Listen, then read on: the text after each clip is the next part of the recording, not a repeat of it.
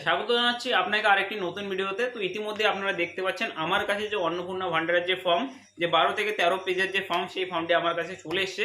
তো আজকের এই ভিডিওতে আমরা জানবো যে যদি তোমরা এই অন্নপূর্ণা ভান্ডারের যে ফর্ম যেটা তোমরা ফিল করতে চাও, সেক্ষেত্রে আপনারা দেখছেন যে আপনার কাছে 12-13 পেজের একটা ফর্ম চলে এসেছে এবং এই ফর্মটিকে আমরা কিভাবে পূরণ করবো, অর্থাৎ কোথায় কি লিখবো, আজকের এই ভিডিওতে আমরা স্টেপ বাই স্টেপ জানবো। তো আপনিও যদি একজন অন্নপূর্ণা ভান্ডারের উপভোক্তা হয়ে থাকেন, অতএব অন্নপূর্ণা ভান্ডারের জন্য আবেদন করতে যাচ্ছেন, সেক্ষেত্রে আপনি অবশ্যই ভিডিওটি শুরু থেকে শেষ পর্যন্ত দেখবেন।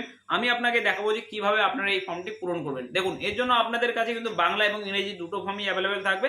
আপনি চাইলে ফর্মটিকে ডাউনলোড করে নিতে পারেন অফিসিয়াল ওয়েবসাইট থেকে। এবং চলুন আমরা দেখে নিই যে কিভাবে আমরা এই ফর্মগুলিকে ফিল করব। যে এই পারিবারিক তথ্য সংগ্রহের ফর্ম, সেই ফর্ম কিন্তু আপনাদের এক পেজ থেকে কিন্তু আপনাদেরকে সোজা 12 থেকে 13 পেজের একটি ফর্ম আপনাদেরকে দেওয়া হবে এবং এই ফর্মটিকে কিন্তু আপনাদের পূরণ করতে হবে। তো আমরা এখন দেখব যে আমরা কিভাবে এই ফর্মটিকে পূরণ করব। একদম কিন্তু ডেমো পারপাসে কিন্তু আমি তোমাদেরকে এই ভিডিওতে দেখাবো যে আপনারা কীভাবে এই ফর্মটিকে পূরণ করবেন। তো সর্বপ্রথম আপনারা দেখতে পাচ্ছেন পরিবারের প্রধানের নাম। অবশ্যই আপনাকে কার নাম এখানে লিখতে লাগবে, অতএব আপনার যে পরিবার, সেই পরিবারের যে প্রধান, তার যে নাম সেটা কিন্তু আপনাকে লিখতে লাগবে। তো আমি এখানে লিখে নিচ্ছি একটা যে কোনোভাবে।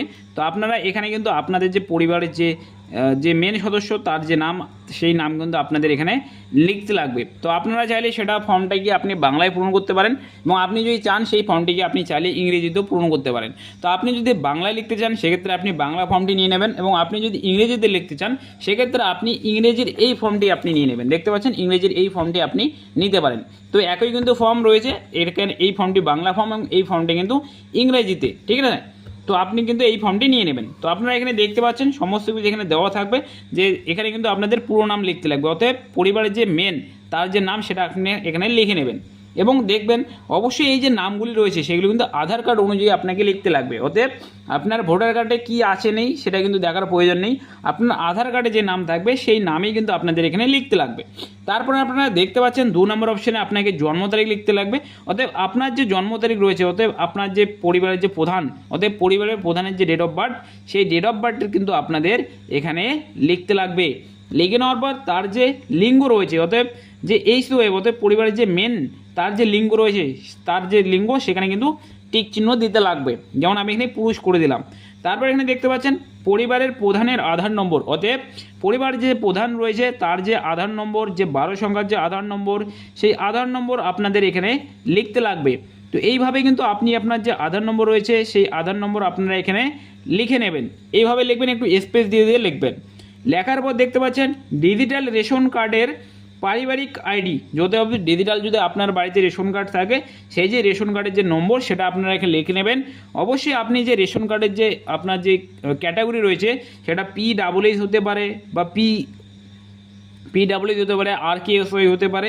তারপর যে আপনার যে রেশন কার্ডের নম্বর, সেই রেশন কার্ডের নম্বর আপনারা এখানে লিখে দেবেন। দেওয়ার পর দেখতে পাচ্ছেন পরিবারের সদস্য সংখ্যা, অতএব আপনার যে পরিবার রয়েছে সেই পরিবারে মোট কতজন সদস্য রয়েছে, সেই যে নাম্বারটা সেটা আপনাদের লিখতে লাগবে। সেটা যতজন সদস্য রয়েছে তার যে নম্বরটা আপনারা অবশ্যই এখানে লিখে দেবেন। দেখতে পাচ্ছেন এখানে লেখা রয়েছে শুধুমাত্র সংখ্যায়, অতএব আপনার কিন্তু শুধুমাত্র এখানে সংখ্যাই লিখতে লাগবে। তারপর দেখতে পাচ্ছেন ঠিকানা, অতএব আপনার আধার কার্ডে যে ঠিকানাটি থাকবে সেই ঠিকানাই আপনাকে এখানে লিখতে লাগবে। তো যে ঠিকানাটি থাকবে সেই ঠিকানাই আপনি এখানে লিখতে লাগবে। অবশ্যই ঠিকানাটি আপনারা পিনকোড সহকারে আপনারা লিখবেন, ঠিক আছে, পিনকোড সহকারে আপনারা এখানে লিখবেন। তারপর এখানে দেখতে পাচ্ছেন যোগাযোগ নম্বর, অতএব তার যে মোবাইল নম্বর সেই মোবাইল নম্বর এখানে লিখবেন। অতএব পরিবারের যে প্রধানের মোবাইল নম্বর, সেই মোবাইল নম্বর আপনাদের এখানে লিখতে লাগবে। তারপর এখানে দেখতে পাচ্ছেন এখানে কিন্তু এই যে 9 নম্বর ফর্মটি, এটাই কিন্তু সবথেকে মানে 9 নম্বর যে অপশানটি, এটাই কিন্তু আপনাদের সবথেকে ধ্যান দেওয়ার বিষয়। এখানে দেখতে পাচ্ছেন নাম, জন্ম তারিখ, লিঙ্গ, পরিবারের প্রধানের সঙ্গে সম্পর্ক, আধার নম্বর। অতএব পরিবারের সকল সদস্যের এখানে আধার নম্বর এবং পরিবারের যে প্রধান রয়েছে তার সঙ্গে সম্পর্ক কী, তার লিঙ্গ কী, জন্ম তারিখ কী, নাম কী, সেগুলো কিন্তু আপনাদের এখানে লিখতে লাগবে। এখন এখানে আপনারা কি কি লিখবেন আমি আপনাদেরকে বলে দিচ্ছি। আপনারা দেখতে পাচ্ছেন এখানে দেওয়া রয়েছে পরিবারের প্রধান। এখানে সর্বপ্রথম দেখতে পাচ্ছেন এখানে দেওয়া রয়েছে পরিবারের প্রধান। অতএব পরিবারের যে প্রধান আপনি লিখেছেন তার যে নাম, দেখতে পাচ্ছেন আমি এখানে লিখছি রতন বর্মন। তো তার যে নাম সেটা কিন্তু এখানে লিখতে লাগবে, ঠিক আছে। আমি এখানে যেমনটা লিখে দিচ্ছি, তো আপনাদেরকে দেখানোর জন্য আমি যেভাবে হোক আমি আপনাদেরকে লেখাচ্ছি। তারপর সদস্য, যে 1 নম্বর সদস্য, তার যে নাম সেটা লিখবেন। অবশ্যই এখানে দেখতে পাচ্ছেন আমি লিখে নিয়েছি রত্না বর্মন এবং এখানে কিন্তু তিনি কিন্তু ফিমেল হবেন এবং তার ডেট অফ বার্থ এবং তার সঙ্গে যে সম্পর্ক, অতএব এনার সঙ্গে যে এনার সম্পর্ক সেটা লিখতে লাগবে। সেটা আপনি এখানে চাইলে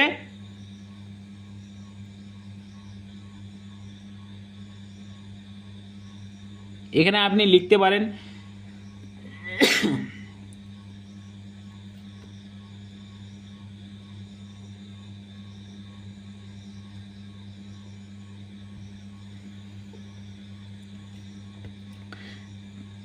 তিনি যদি তার স্ত্রী হয়ে থাকে সেক্ষেত্রে আপনি চাইলে হাজব্যান্ড অ্যান্ড এইভাবে কিন্তু আপনি ওয়াইফ লিখে দিতে পারেন, অথবা চাইলে আপনি শুধুমাত্র ওয়াইফ লিখে দিতে পারেন, ঠিক আছে।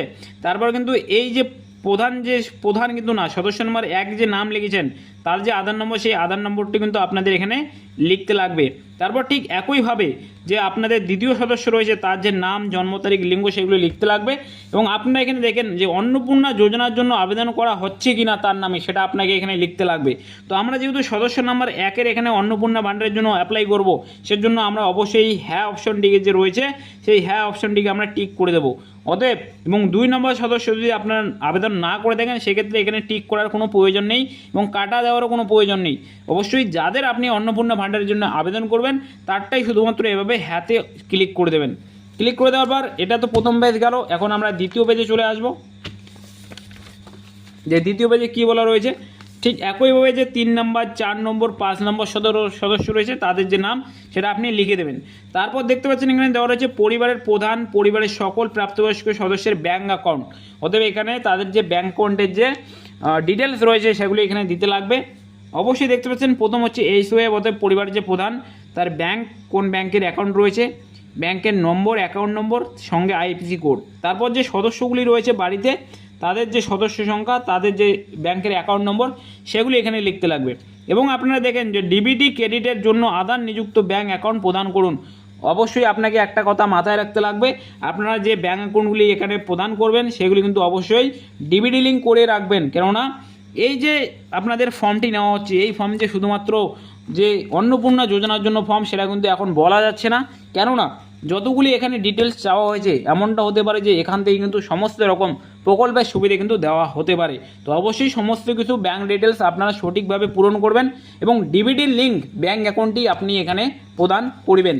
তারপর দেখতে পাচ্ছেন এখানে দেওয়া রয়েছে 11 নম্বর অপশানে যে আপনাদের কিন্তু এখানে ইপিক নম্বর, অর্থাৎ ভোটার কার্ডের নম্বর আপনাকে দিতে লাগবে, সঙ্গে আপনাকে বিধানসভার ক্ষেত্র এবং অংশ নম্বর আপনাকে লিখতে লাগবে। অতএব ইপিক নাম্বার আপনার ওয়াইএসএল দিয়ে হতে পারে, এলপিসি দিয়ে হতে পারে, ডাব্লিউবি দিয়েও হতে পারে এবং সেই ইপিক নম্বরটি আপনি এখানে লিখবেন। এবং বিধানসভার ক্ষেত্র নম্বর এবং অংশ নম্বর আপনাকে এখানে লিখতে লাগবে। অতএব বিধানসভা ক্ষেত্র নম্বর এবং আপনার যে বুথ নম্বর রয়েছে সেই বুথ নম্বরটি আপনাকে এখানে লিখতে লাগবে।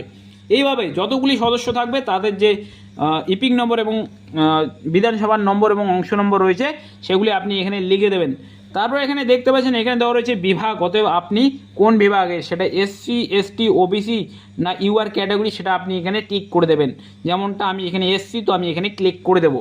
তারপর আপনি দেখতে পাচ্ছেন রেশন কার্ড এবং খাদ্য ভর্তুকি, এখানে দেখতে পাচ্ছেন সঠিক হলে টিক দিন। অবশ্যই আপনাকে সমস্ত ফর্মটা এক এক করে আপনাকে দেখে নিতে লাগবে যে এখানে কী বলা হয়েছে। তো দেখতে পাচ্ছেন এখানে বলা হয়েছে যে আপনার কি ডিজিটাল রেশন কার্ড রয়েছে, অবশ্যই আপনার যদি থাকে হ্যাঁতে ক্লিক করে দেবেন। যদি হ্যাঁ হয় তবে কার্ডের ধরন, অতএব আপনার যে কার্ডের যে ধরন সেটা AAY না PWH না SPWH সেটা আপনাকে লিখতে লাগবে। তারপর পরিবারটি রেশন দোকান থেকে মাসিক রেশন তুলছে কি না সেটা আপনাকে দিতে লাগবে। আপনি মাসিক রেশন তুলছেন কি না সেক্ষেত্রে আপনি এখানে হ্যাঁ বা নাতে ক্লিক করে দেবেন। তারপর দেখতে পাচ্ছেন এখানে বলা রয়েছে সম্পদ, অতএব আপনার যে সমস্ত সম্পদ রয়েছে সেগুলি কিন্তু আপনাদের এখানে দিতে লাগবে।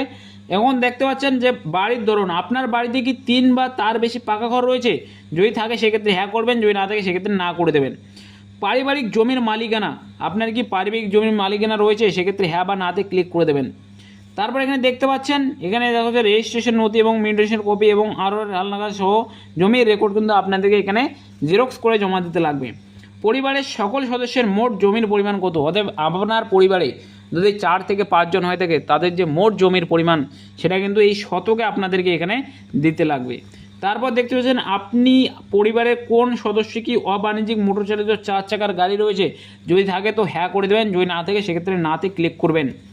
যদি হ্যাঁ হয় তবে গাড়ির সংখ্যা, অথবা গাড়ির যে নম্বর সেই নম্বরটি আপনি এখানে উল্লেখ করবেন।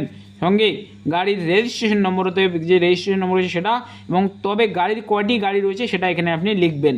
ঠিক আছে, তারপর দেখতে পাচ্ছেন এখানে দেওয়া হচ্ছে গাড়ি, জিপ, ট্রাক্টর অন্তর্ভুক্ত করুন, যদি হ্যাঁ হয় মডেলে। অতএব আপনাকে এখানে কিন্তু ডিটেলসে দিতে লাগবে যে আপনার কোন গাড়ি রয়েছে। তারপর দেখছেন পারিবারিক সদস্যদের স্বাস্থ্য বিমা করা রয়েছে কিনা, যদি হ্যাঁ হয় তো হ্যাঁ করবেন, না হলে নাতে ক্লিক করে দেবেন। এবং যদি হ্যাঁ হয়ে থাকে সেক্ষেত্রে আপনারা এইখানে যে অপশানগুলি রয়েছে সেগুলি আপনি চিহ্নিত করবেন। তারপর চলে যাব আমরা 5 নম্বর পেজে, যেখানে দেখতে পাচ্ছেন আয় এবং পেশা। কোনো সদস্য কি আয়কর, পেশাগত কর প্রদান করে, অর্থাৎ প্যান বা পি ট্যাক্স কি প্রদান করে, যদি হ্যাঁ হয় তো হ্যাঁ, না হলে নাতে ক্লিক করবেন। তারপর দেখছেন পরিবারের সদস্যদের প্যান কার্ড যদি থাকে তাহলে হ্যাঁ করবেন, এবং প্যান কার্ডের যে নাম সেটা দেবেন, প্যান নম্বর দেবেন। এইভাবে কিন্তু যতগুলি প্যান কার্ড থাকবে পরিবারে তাদের যে বিবরণ সেগুলি কিন্তু এখানে আপনারা উল্লেখ করবেন।